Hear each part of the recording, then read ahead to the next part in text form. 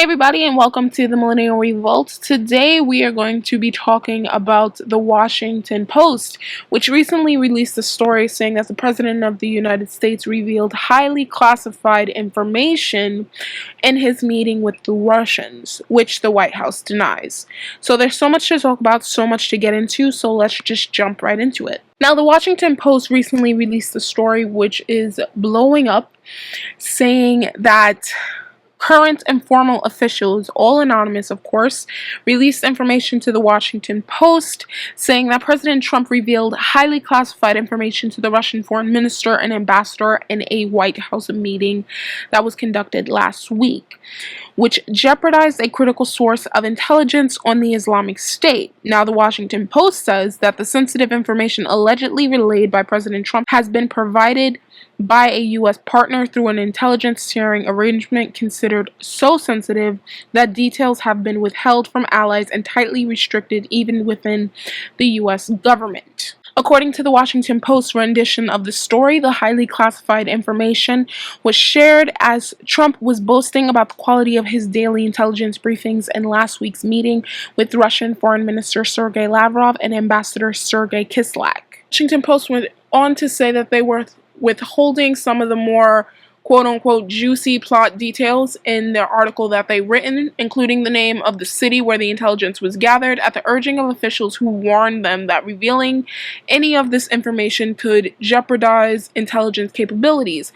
But yet they would run a story and leak it to the Washington Post stating that the president has been leaking information to the Russians, which we don't even know is true, which I personally think is a load of crap, because we see the same process repeated over and over and over again. A fake news story is invented. We have the Democrats who overreact and are calling for impeachment left and right.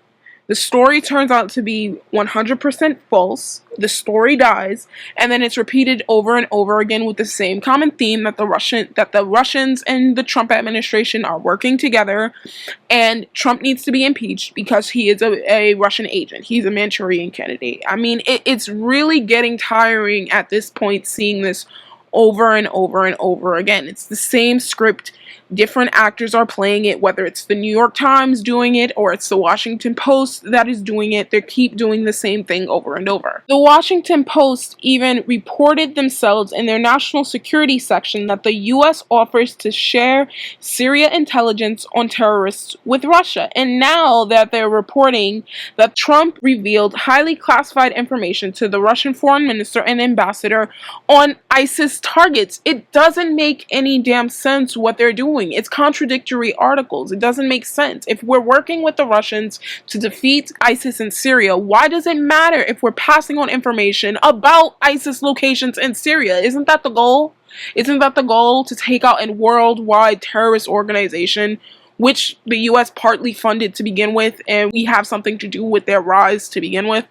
To take out an organization that is chopping people up, that is beheading people, that is using Yazidi women as sexual slaves. I mean, shouldn't that be the end goal, to make Syria a secure and stable place, which the Russians are actually doing, taking out ISIS targets? Now, the Washington Post and the New York Times did something similar to what the Washington Post is doing this week.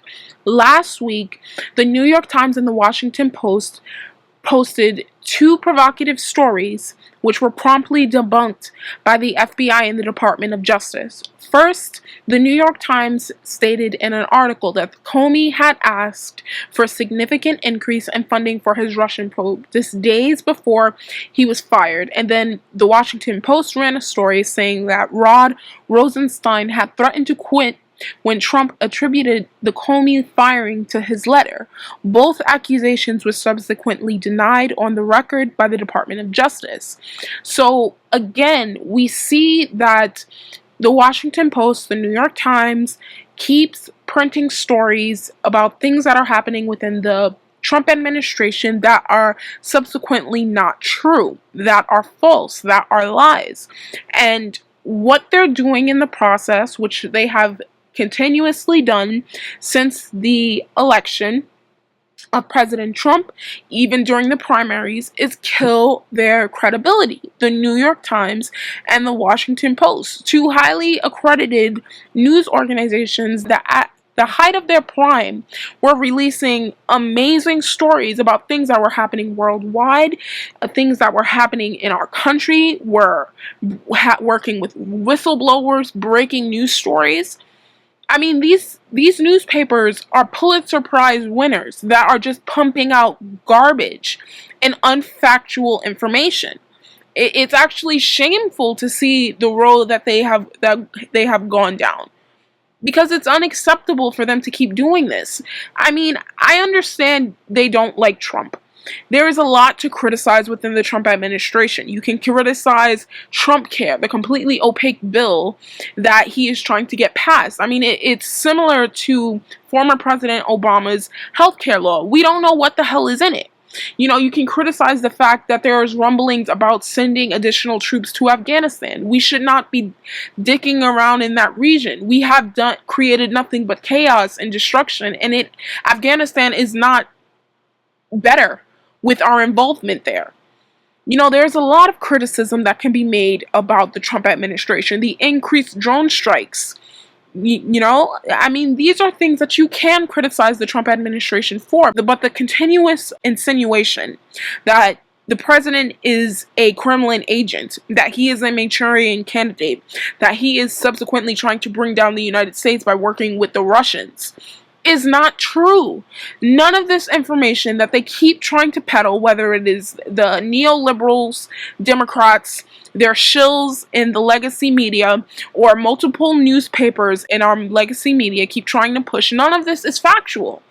And they continuously trying to do this is just blowing their credibility even more. And I think it's going to lead to their demise sooner than later. Just as a personal note for me, I don't trust any news organization that has ties to the CIA. I believe that the CIA is an unconstitutional organization that should have been dismantled long ago. The Washington Post has proved time and time again that they have been lying about things that have been concerning Russia. I've reported on this on my channel a couple of times about the Washington Post lying about these things and then issuing retractions in the same stories that they post.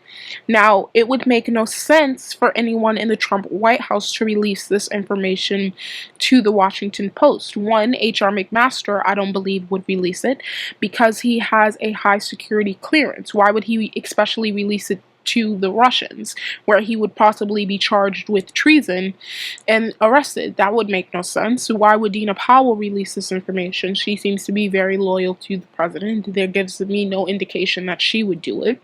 You have Rex Tillerson, who was also in the room, who speaks regularly to his counterpart, which is Sergei Lavrov, who is the foreign minister of the Russian Federation. It would make no sense for him to release this information, as he is in talks with him regularly, talking about issues of national security that concern both countries. So that doesn't make any sense. One of my theories that I think is quite possible is that there is someone within the Trump administration who does not like Trump, who is releasing information to multiple media organizations that is inaccurate because they don't like the policy proposals that he is putting forward. They don't like him to begin with, and they are trying to bring down his administration. That is a very real possibility. Though there's another theory that is floating around that I see, that people are saying that Trump is playing the long game, quote unquote 4D chess, that he is releasing this information himself. Now, I don't buy into the 4D chess idea, but there is a very real possibility that he could have released this information himself to try to throw off his detractors. There's also have been reports that President Trump is also recording any conversation that he has in the White House as a sort of protection for himself, given the fact that he is under investigation for quote-unquote supposed Russian collusion.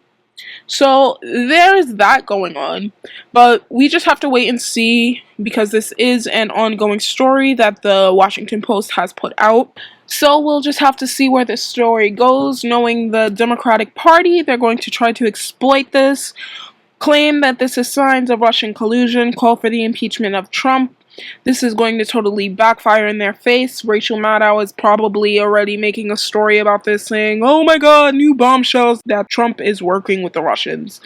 I mean, this is all just getting really hysterical at this point, this Russophobic behavior that has engulfed one political party in the United States, as well as neocons within the Republican Party. It's just pretty sickening to watch majority of the time, and it's also extremely tiring. I'm the Millennial Revolt. Thank you guys so much for watching, and you have a wonderful day. Bye.